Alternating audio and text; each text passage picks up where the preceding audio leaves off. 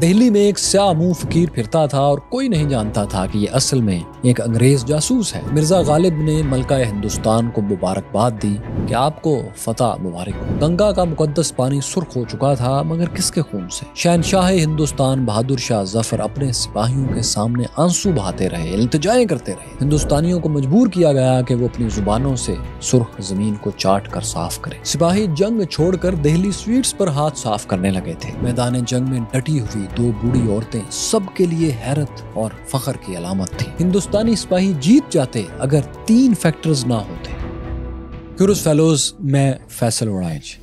27 जून 1857 के रोज कानपुर में गंगा किनारे सत्ती चोरा घाट पर बड़ी हलचल थी।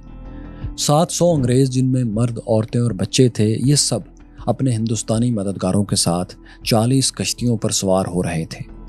इन लोगों को मरहट्टा पेशवा नाना साहब ने कानपुर से अंग्रेजी कब्जे वाले इलाहाबाद तक महफूज रास्ता, सेफ पैसेज दिया था और मुहाफिज भी दिए थे। इन्हें कश्तियां भी नाना साहब ने ही फराहम की थी।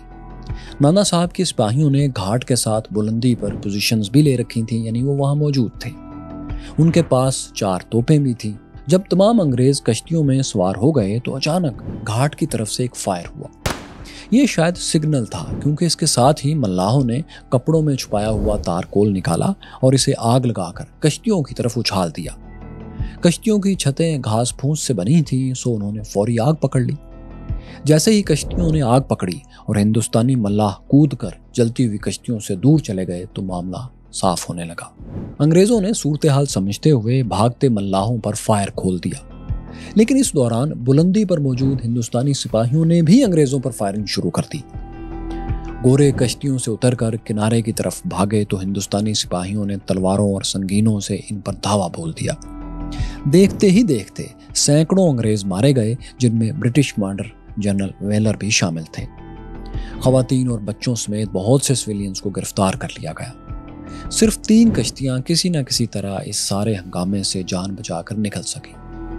गिरफ्तार अंग्रेजों को कानपुर की एक हवेली में बंद कर दिया गया, जिसे बीबी घर कहा जाता था। ये कुल 206 कैदी थे, जिनमें अक्सरियत खवातीन और बच्चों की थी।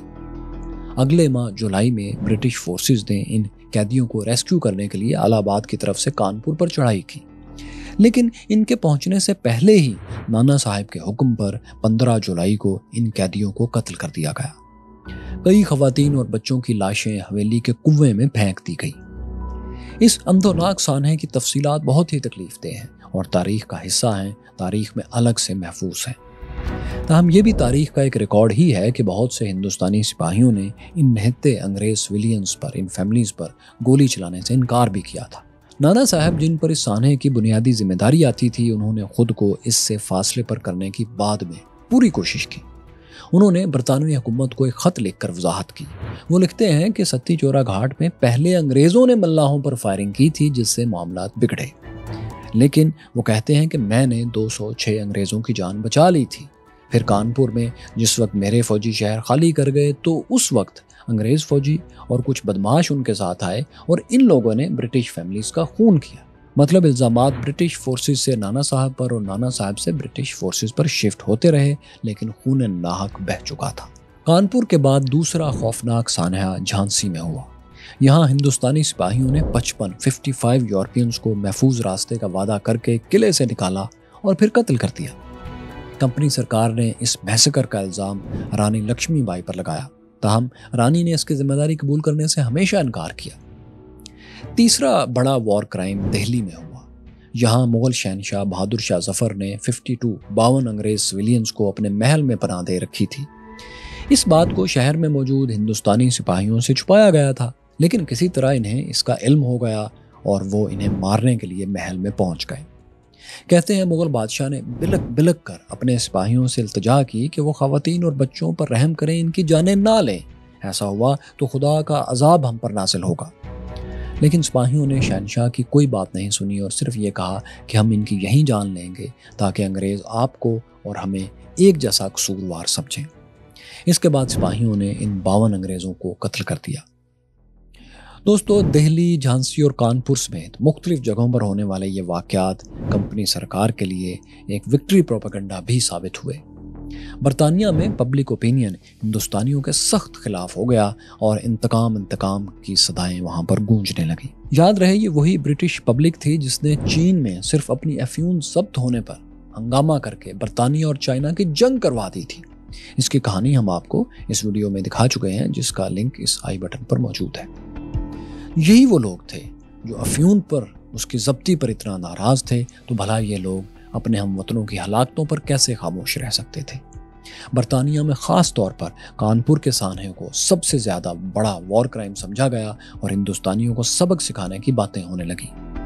برطانوی میگزین پنچ نے ایک کارٹون شائع کیا جس میں دکھایا گیا کہ ہندوستانی ٹائیگر ایک انگریز خاتون اور بچے پر حملہ کر رہا ہے، جبکہ ایک برطانوی ببر شیر ہندوستانی ٹائیگر پر اٹیک کرنے کے لیے آ چکا ہے، خواتین اور بچے کو بچانے کے لیے۔ کانپور سانحات کے ذمہ دار نانا صاحب چونکہ ہندو تھے، اس لیے ہندو مت پر بھی انگریزوں نے حملے شروع کر دیے۔ لندن کے ایک ایگزیبیشن ہال جسے کرسٹل پیلس کہا جاتا تھا، اس میں ایک پادری چارلز سپرجن نے ہندو مت کے خلاف تقریر کی۔ انہوں نے ہزاروں لوگوں کے سامنے کہا کہ برٹش گورنمنٹ ہندو مذہب کو کبھی برداشت نہ کرے، ہندو دیوتا کسی احترام کے حقدار نہیں ہیں، اب وقت آ گیا ہے کہ تلوار بے نام کر کے ہماری رعایا یعنی ہندوستانیوں کو ہزاروں کی تعداد میں قتل کر دیا جائے۔ ہندوستان میں تعینات ایک کیپٹن جے ایم وید نے لکھا کہ ہندوستانی سپاہیوں کو انسان نہیں سمجھنا چاہیے، انہیں کیڑے مکوڑوں کی طرح ختم کر دینا عام سی بات ہوگی۔ برطانوی میگزین دی ٹائمز نے بھی لکھا کہ ہر درخت اور ہر چھت کے کنارے سے ایک باغی کی لاش لٹکا دینی چاہیے۔ نفرت اور انتقام کے اس ماحول میں انگریزوں نے ہندوستانیوں کے خلاف اپنی جنگی مہم تیز کی۔ برٹش سولجرز ریممبر کانپور یعنی کانپور کو یاد رکھو، اس کا بدلہ لو کے نعرے لگاتے رہے۔ جنگ چلتی رہی اور آخر کار جولائی میں برطانوی فوج نے نانا صاحب اور ان کے سپہ سالار تانتیا ٹوپے کو شکست دے کر کانپور پر قبضہ کر لیا۔ یہ دونوں لوگ فرار ہو گئے اور ہندوستان کے مختلف علاقوں میں گھوم پھر کر مزید فورسز جمع کرنے لگے۔ کانپور پر قبضے کی جنگ کے دوران انگریزوں نے عام ہندوستانیوں سے گن کر بدلے لیے۔ کتنے ہی دیہات تھے جن کو انہوں نے جلا ڈالا، اور ان دیہات میں لگی آگ میں ہزاروں بوڑھے، عورتیں اور بچے بھی جل گئے، انہیں جلا دیا گیا۔ اس میں جہاں جہاں انگریزوں کا خون گرا تھا وہاں پر ہندوستانیوں کو مجبور کیا گیا کہ وہ زمین کو چاٹ کر صاف کریں۔ مسلمان باغیوں کو زبردستی سور کا اور ہندوؤں کو گائے کا گوشت کھلایا جاتا رہا۔ برٹش آرمی کے سکھ فوجیوں کو کھلی چھوٹ دی گئی کہ وہ قیدیوں پر جتنا چاہے تشدد کریں، سولی پر لٹکا دیں یا زندہ جلا دیں۔ کئی باغیوں کو سور کی کھال میں سی کر درختوں پر زندہ ٹانگ دیا گیا، جہاں وہ تڑپ کر دم توڑ گئے۔ مسلمانوں اور ہندوؤں کی مزید توہین کرنے کے لیے برٹش جنرل جیمز نیل نے حکم دیا کہ ہندوؤں کی لاشوں کو قبرستان اور مسلم میتوں کو شمشان گھاٹ لے جایا جائے۔ کیورس فیلوز کانپور پر قبضے کے باوجود انگریزوں کا اصل ٹارگٹ ابھی تک ان کے ہاتھ سے دور تھا، اور یہ ظاہر ہے دہلی تھا۔ آپ پچھلی قسط میں جان چکے ہیں کہ دہلی فیلڈ فورس کے نام سے ایک برٹش یونٹ نے شہر کے نارتھ میں ایک پہاڑی پر اور اس سے پیچھے ایک چھونی پر قبضہ کر لیا تھا۔ یہاں برطانوی فوج کی سب سے بڑی مشکل یہ تھی کہ ان کی تعداد بہت کم تھی۔ انہیں مختلف شہروں سے جو تھوڑی بہت مدد پہنچتی تھی، اس نے یہ تعداد رفتہ 3000 سے 6000 کر دی، لیکن یہ فورس دہلی پر قبضے کے لیے اب بھی ناکافی تھی۔ وجہ یہ تھی کہ دہلی میں ہندوستانی باغیوں کی تعداد بعض اندازوں کے مطابق 50 سے 60,000 50 to 60,000 تھی۔ پنجاب سے کوئی بھی بڑی مدد آنے تک انگریزوں کو کسی بھی طرح اپنی پوزیشنز پر ڈٹے رہنا تھا اور اس فورس کا مقابلہ کرنا تھا، دہلی کی فورس کا۔ لیکن یہ بہت مشکل کام تھا کیونکہ موسم ان کے حق میں بالکل نہیں تھا۔ گرمی اور حبس اتنا تھا کہ توپیں چلانے والے تھوڑی ہی دیر میں پیاس سے نڈھال ہو جاتے تھے۔ پانی کی ضرورت ہمہ وقت رہتی تھی لیکن پانی نایاب تھا۔ اس کی وجہ یہ تھی کہ ہندوستانی فورسز نے پسپا ہونے سے پہلے چھونی کے کنووں میں انگریزوں اور ان کے مددگاروں کی لاشیں پھینک کر زہر بھی گھول دیا تھا۔ چھونی کے قریب دریائے جمنا بہتا تھا، لیکن اس کا گدلا پانی پینے کے قابل تھوڑی تھا، اس لیے کافی دور سے ایک نہر سے پانی لانا پڑتا تھا، جو ظاہر ہے ایک جوے شیر لانے والی بات تھی، بہت ہی مشکل کام تھا۔ پھر دوستو، پانی کی کمی کے علاوہ کیمپ میں بیماریاں بھی پھیلنے لگی تھیں۔ ہیضے، کولرا کی وبا نے کئی انگریز سپاہیوں کی جانیں لے لیں۔ British commander general Henry Bernard بھی ہیضے کا شکار ہو کر مر گئے۔ ان کی جگہ تھامس ریڈ کمانڈر بنے، لیکن وہ بھی بیمار رہنے لگے اور اتنے بیمار رہنے لگے کہ کچھ دن میں انہوں نے خود ہی استعفیٰ دے دیا۔ फिर जनरल ऑर्क विल्सन को कमान सौंपी गई, जिन्होंने फैसला कुन लड़ाई तक दिल्ली में ब्रिटिश फोर्सेस को लीड किया। हैजे की बीमारी और गर्मी के साथ साथ मानसून की बरसात ने भी मोर्चों में बैठे अंग्रेजों और उनके सिपाहियों को बहुत बेचैन रखा। बरतानवी फौज के मुकाबले में हिंदुस्तानी बागी फोर्सेस की पोजीशन दिल्ली में काफ़ी अच्छी थी। शहर के अंदर मौसम और बीमारियों से बचाव काफ़ी हद तक आसान था। इनकी मैन पावर और तोपें भी दिल्ली फील्ड फोर्स से कहीं ज़्यादा थी। इसी का फ़ायदा उठाते हुए उन्होंने बरतानवी पोजीशंस पर शदीद बमबारी और हमले शुरू कर दिए। हर रोज़ सिपाहियों के जत्थे शहर की मगरबी सिमत में वाक़ लाहौर गेट से निकलते और पहाड़ी पर चढ़ाई करते। इन हमलों में ट्रेंड सिपाहियों के साथ साथ मुस्लिम रज़ाकारों का भी एक हिस्सा था, जिन्हें मुजाहिदीन कहते थे। इन मुजाहिदीन में बहुत सी ख़वातीन भी थीं। इन औरतों ने मर्दों के शाना बशाना अंग्रेज़ों पर हमले किए। ख़ास तौर पर रामपुर से आई हुई 2 बूढ़ी ख़वातीन की जुर्रत देखकर तो सभी हैरत ज़दा थे। ये दोनों ख़वातीन गोलियों की बरसात में बेखौफ आगे बढ़ती और हमेशा अगली सफ़ों में रहने की कोशिश करती। कोई सिपाही मैदान जंग से पलटने लगता तो ये इसे जोश दिलाकर वापस बुला लेती। दिल्ली में एक नया दस्तूर ये भी हो गया था कि जो भी नई बागी फोर्स शहर पहुंचेगी वो अगले रोज़ अंग्रेज़ों पर एक हमला ज़रूर करेगी। अगर इसने खुद को लड़ाई के काबिल इस हमले में साबित किया, फिर इसे दिल्ली की मरकजी फोर्स में वेलकम कहा जाएगा। इस तरह से ये हुआ कि अंग्रेज़ों पर हमले मुसलसल बढ़ने लगे। इन लड़ाइयों में दोनों फौजों के दरमियान तादाद के फ़र्क के अलावा स्ट्रेटजी का भी एक बहुत बड़ा बुनियादी डिफरेंस था। हिंदुस्तानी सिपाही चूंकि तादाद में बहुत ज़्यादा थे, इसलिए वो इस कोशिश में रहते थे कि किसी तरह दुश्मन के करीब पहुंचकर दस्त बदस्त आमने सामने की लड़ाई करें, यानी गोलियों की जगह तलवारों और संगीनों से मुकाबला हो। इस किस्म की लड़ाई में हिंदुस्तानी माहिर भी थे और अपनी बहुत बड़ी तादाद की वजह से उनकी कामयाबी भी ज़्यादा यकीनी थी। दूसरी तरफ अंग्रेज़ भी ये बात समझते थे कि वो आउट नंबर्ड हैं, दो बदू लड़ाई में वो यकीनन हार जाएंगे। इसलिए उनकी कोशिश ये होती थी कि वो किसी भी कीमत पर दुश्मन को करीब ना आने दें। अब उनके पास चूंकि हाई पॉइंट का, बुलंदी पर होने का एडवांटेज था, फ़ायदा था, तो वो शदीद फायरिंग करके दूर से ही हिंदुस्तानियों का हमला पसपा कर दिया करते थे, क्योंकि वो नीचे से आ रहे थे, उन्हें पसपा करना निस्बतन आसान था। इसलिए लड़ाइयाँ कुछ इस तौर से लड़ी जा रही थीं कि हज़ारों की तादाद में हिंदुस्तानी सिपाही दुश्मन के मोर्चों की तरफ दौड़ पड़ते, लेकिन इसका नुकसान यह होता कि वो आसानी से ब्रिटिश गन्स के निशाने पर आ जाते। सो क्या होता कि हर रोज़ इन जज्बाती हिंदुस्तानी बागियों की बड़ी तादाद में लाशें छोड़कर पीछे हटने पर मजबूर हो जाती। इस दौरान एक दिन ऐसी लड़ाई भी हुई जिसमें 1000 हिंदुस्तानी फौजी मारे गए, जबकि अंग्रेज़ों के सिर्फ 46 लोग हलाक या जख्मी हुए।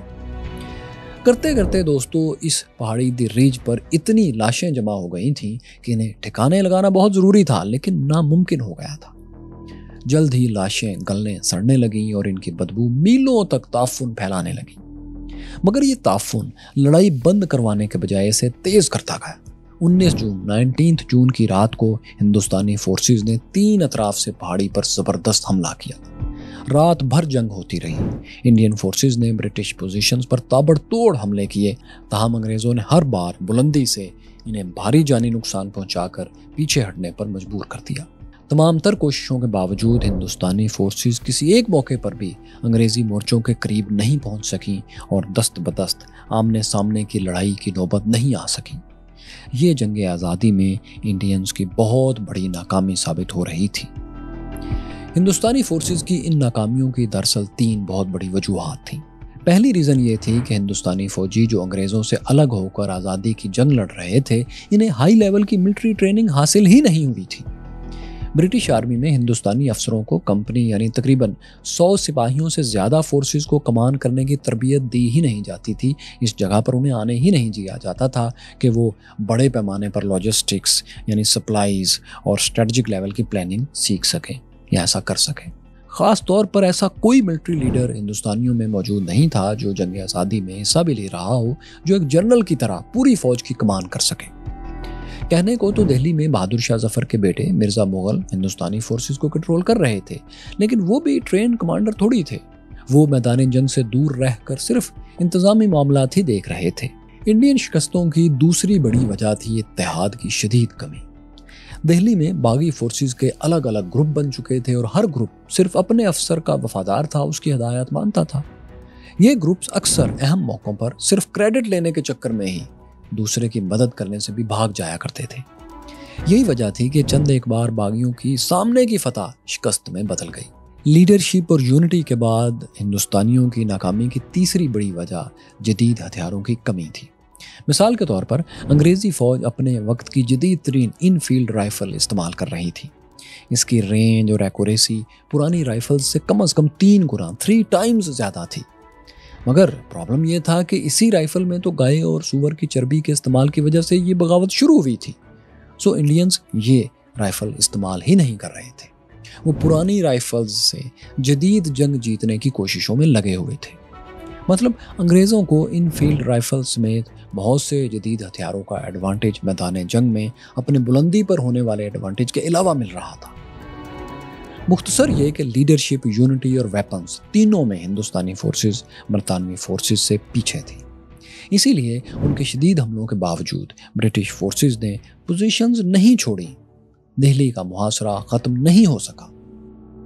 میدان جنگ میں شکست کے علاوہ شہر میں بھی بدنظمی ہڑبونگ پھیل رہی تھی۔ لوٹ مار کے واقعات عام تھے اور اکثر غریب شہری اور باغی سپاہی ایسا کرتے ہوئے پائے جاتے تھے۔ دہلی کی حالت کے متعلق مرزا غالب نے اپنی ڈائری دستمبو میں لکھا کہ چور اچکے دن کی روشنی میں سونا چاندی لوٹتے ہیں اور رات کو ریشم کے بستر پر سوتے ہیں۔ عزت دار گھرانوں کے پاس رات کو چراغ جلانے کے لیے تیل بھی نہیں ہے۔ کوتوال کی بیوی اور بیٹی کے سوا شہر کی تمام عورتوں کا زیور چور اچکوں کے قبضوں میں جا چکا ہے۔ اس لوٹ مار کی وجہ سے دوستو مغل دربار میں سپاہیوں کے خلاف درخواستوں کا ایک انبار جمع ہو چکا تھا۔ یہ انبار آج بھی دہلی کی نیشنل آرکائیو میں محفوظ ہے۔ لیکن مغل شہنشاہ بے بس تھے۔ باغی سپاہیوں نے زبردستی لال قلعے کے باغات اور کمروں پر قبضہ کیا ہوا تھا، وہاں ڈیرے ڈال رکھے تھے۔ بادشاہ نے یہ کیا کہ اپنے بیٹے مرزا مغل جو باغیوں کو کنٹرول کر رہے تھے ان کے ذریعے سپاہیوں کو قلعے سے نکلوا دیا۔ بس اتنا ہی وہ کر سکتے تھے، اس سے زیادہ ان کا بس بھی نہیں چلتا تھا۔ اس ہڑبونگ اور ناکامی نے دہلی کی اچھی خاصی آبادی کو باغیوں کے خلاف کر دیا۔ ان میں دہلی اردو اخبار کے ایڈیٹر مولوی محمد باقر بھی شامل تھے۔ یہ وہی صحافی تھے جنہوں نے میرٹھ سے دہلی آنے والے سپاہیوں کے متعلق لکھا تھا کہ ان کے آگے آگے تو سبز چولوں میں فرشتے چلتے ہیں، جیسا کہ آپ ہماری اس پچھلی ویڈیو میں تفصیلات جان بھی چکے ہیں۔ لیکن اب انہی مولوی صاحب کو فرشتوں کی جگہ شہر میں باغی ایک شیطان کے چیلے لگنے لگے تھے۔ سو کیا ہوا کہ کچھ دن تک باغیوں کے رنگ ڈھنگ دیکھنے کے بعد مولوی باقر کا قلم اب ان کے خلاف چلنے لگا۔ ایک موقع پر انہوں نے لکھا کہ جب سپاہی دہلی شہر کا پانی پی لیتے ہیں، چاندنی چوک کے 4 چکر لگا لیتے ہیں اور مشہور حلوائی گھنٹا والا کی مٹھائیوں کا لطف اٹھا لیتے ہیں تو ان میں جنگ کا جوش ختم ہو جاتا ہے۔ بہت سے سپاہی رات بھر طوائفوں کے ساتھ رہتے ہیں اور صبح غسل کیے بغیر ہی لڑنے کے لیے چلے جاتے ہیں۔ اب شکست نہیں ہوگی تو اور کیا ہوگا؟ دوستو لوٹ مار کے اس تاریخی ریکارڈ پر کچھ ماڈرن ہسٹورینز اعتراضات اٹھاتے ہیں۔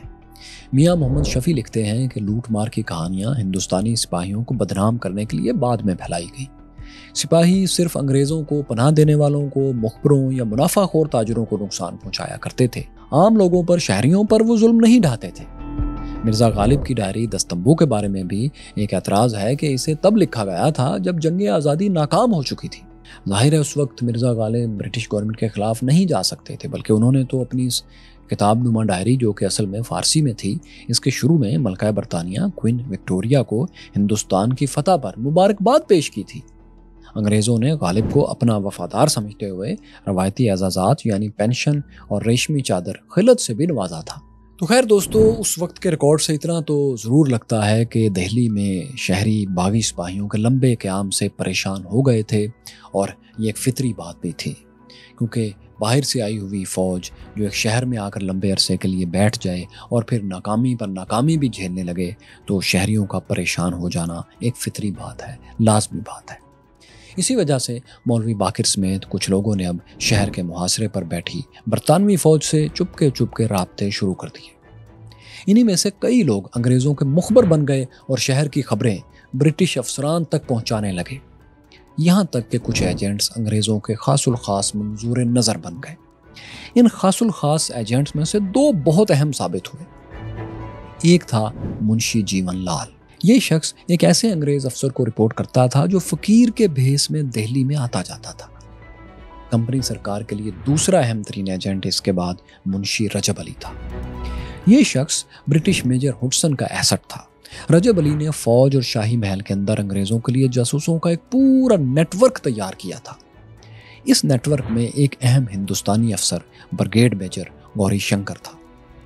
گوری شنکر صرف معلومات ہی نہیں دیتا تھا بلکہ ہندوستانی فوجیوں کی میٹنگز بھی ناکام بنانے کے لیے کوششیں کرتا تھا۔ اکثر وہ میٹنگز میں اہم باغی لیڈرز پر انگریزوں کے جاسوس ہونے کا الزام لگا دیتا۔ اس طرح باغیوں میں پھوٹ پڑ جاتی اور وہ یکجان ہو کر کوئی ایکشن نہیں لے پاتے تھے، کوئی فیصلہ نہیں کر پاتے تھے۔ گوری شنکر کے علاوہ رجب علی کی سب سے بڑی کامیابی یہ بھی تھی انگریزوں کے لیے کہ بہادر شاہ ظفر کی چہیتی ملکہ زینت محل، جو اپنے بیٹے جوان بخت کو جانشین بنانا چاہتی تھی، وہ بھی انگریزوں کے ساتھ مل گئی تھی، بلکہ ان کی ایجنٹ بن گئی تھی۔ ملکہ کو خدشہ تھا کہ اگر تحریک آزادی کامیاب ہو گئی تو شہزادے مرزا مغل کو، جو کہ دہلی کا انتظام چلا رہے تھے، انہی کو اگلے شہنشاہ ہند بنا دیا جائے گا۔ محل کا خواجہ سرا محبوب علی خان اور مغل وزیر اعظم حکیم احسن اللہ خان بھی زینت محل سے مل چکے تھے۔ ملکہ کے ایک اور سپورٹر مرزا الہی بخش بھی تھے۔ وہ رشتے میں مغل شہنشاہ کے بہادر شاہ ظفر کے چچا تھے اور ان کے مرحوم بیٹے مرزا فخرو کے سسر بھی رہ چکے تھے۔ دہلی کے اندر ہونے والی یہ غداریاں جلد ہی پکڑی بھی جانے لگیں۔ وہ ایسے کہ دہلی کے سپاہیوں نے وزیر اعظم احسن اللہ اور محبوب علی خان کا ایک خط پکڑ لیا۔ اس خط میں انگریزوں سے کہا جا رہا تھا کہ اگر وہ مرزا جوان بخت کی جانشینی تسلیم کر لیں، یعنی ملکہ کی بات مان لیں، تو باغی فورسز کو کنٹرول کرنے میں یہ لوگ ان کی مدد کریں گے۔ یہ خط لے کر سپاہی بہادر شاہ ظفر کے پاس گئے۔ جب بادشاہ نے وزیر اعظم احسن اللہ اور محبوب علی سے اس بارے میں پوچھا تو دونوں نے اس خط کو جعلی قرار دے دیا۔ سپاہیوں نے ان کی بات نہیں مانی اور انہیں قتل کرنے کی کوشش کی، تاہم بادشاہ بہادر شاہ ظفر نے سپاہیوں کی منت سماجت کر کے ان دونوں کی جان بچا لی۔ لیکن سپاہی تو بہت غصے میں تھے۔ انہوں نے پھر یہ غصہ اتارا ان 52 انگریز سویلینز پر جو محل میں قید تھے، جس کا ذکر ہم پہلے کر چکے ہیں، یعنی ان سب کو قتل کر دیا گیا۔ تو خیر، اسی طرح شاہی دربار سے لے کر باغیوں کی فوجی کمان تک ہر جگہ برٹش ایجنٹس متحرک تھے۔ شہر میں سپاہیوں اور عوام کے درمیان ٹینشنز بھی بڑھتی ہی جا رہی تھیں۔ باغیوں کے لیے ایک اور بہت بڑا مسئلہ یہ تھا کہ شہر کی طرف آنے والے سبھی راستوں پر گوجر اور میواتی قبائل نے لوٹ مار شروع کر دی تھی۔ ان قبائل کے ستائے عام ہندوستانی شہری بھی اب پناہ کے لیے دہلی میں ہی جمع ہونے لگے تھے، جس سے وہاں پر مزید ہڑبونگ، مزید بدنظمی پھیل رہی تھی۔ اس بدنظمی اور بددلی کو بدلنے کے لیے پھر ایک کمانڈر آیا اور موسم میں بریلی بریگیڈ کی ہوا چلی۔ دہلی کو ریسکیو کرنے کے لیے جو کمانڈر پہنچے، انہیں تاریخ بخت خان روہیلا کے نام سے جانتی ہے۔ ان کے آباء و اجداد بریلی شہر سے اودھ منتقل ہوئے تھے۔ یہاں ان کے والد عبداللہ خان کی شادی اودھ کے شاہی خاندان میں ہوئی اور انہیں سلطان پور میں ایک جاگیر بھی مل گئی۔ یہیں پھر ان کے ہاں بخت خان پیدا ہوئے۔ تاہم انہوں نے جوان ہونے کے بعد جاگیر کا انتظام سنبھالنے کے بجائے انگریز فوج جوائن کر لی۔ انہوں نے پہلی اینگلو افغان وار جو 1839 سے 1842 تک جاری رہی تھی، اس میں بھی حصہ لیا۔ 40 سال کی فوجی سروس کے دوران وہ ترقی کرتے ہوئے توپ خانے کے صوبے دار بن گئے۔ اب ایسا تھا کہ بخت خان روہیلا کا آبائی علاقہ بریلی تھا اور اتفاق دیکھیے کہ جنگ آزادی کے وقت صوبے دار بخت خان بریلی شہر میں ہی تعینات تھے۔ 31 مئی کی رات انہوں نے باقی ہندوستانی سپاہیوں کے ساتھ انگریزوں کے خلاف علم بغاوت بلند کر دیا۔ بریلی سابق مسلم ریاست روہیل کھنڈ کا دارالحکومت بھی رہ چکا تھا، سو اسی لیے بغاوت کے بعد ریاست کی بحالی کا اعلان بھی کر دیا گیا۔ اس کے سابق حکمران خاندان سے تعلق رکھنے والے خان بہادر خان نے ریاست کا تخت سنبھال لیا۔ پھر انہی کے حکم سے بخت خان کی کمان میں ایک بڑی فورس دہلی کی مدد کے لیے روانہ کر دی گئی۔ اس فورس کو بریلی بریگیڈ کا نام دیا گیا۔ 2 جولائی کو بریلی بریگیڈ دریائے جمنا کے کنارے کشتیوں کے پل تک پہنچا۔ دہلی کے شہری گھروں کی چھتوں پر کھڑے ہو کر یہ منظر دیکھ رہے تھے۔ شہر کے شمال میں پہاڑی پر تعینات برطانوی فوج بھی اس کا جائزہ لے رہی تھی، لیکن یہ بریلی فورس ان کی کینن رینج سے، ان کی توپوں کے حدود سے بہت دور تھی۔ بریلی بریگیڈ میں 2300 پیدل فوجی تھے، 700 گھڑ سوار اور 3 سے 4 ہزار مجاہدین بھی تھے، یعنی تقریباً 6 سے 7 ہزار جنگجو تھے یہ کل۔ اس کے علاوہ 14 ہاتھی، 1000 بیل گاڑیوں اور اونٹوں کا ایک طویل قافلہ تھا جو حد نگاہ تک پھیلا ہوا تھا۔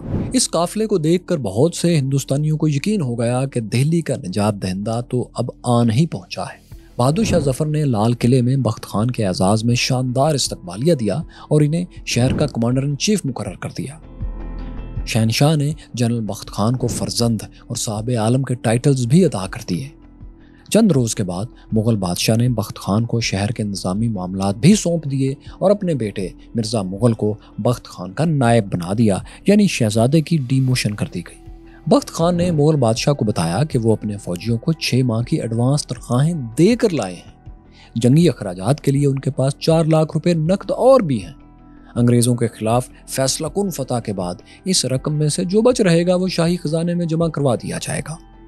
मुग़ल बादशाह इन बातों से बहुत खुश हुए और इनाम के तौर पर बरेली के सिपाहियों में 4000 रुपये बांट दिए। ये सब इस उम्मीद में किया जा रहा था कि बख्त खान दिल्ली के निजात दहिंदा, सेवियर, मसीहा बन गए हैं। लेकिन क्या वो वाकई बन पाए? फिर ऐसा क्या हुआ कि बख्त खान को ही गद्दारी के ताने भी दिए गए?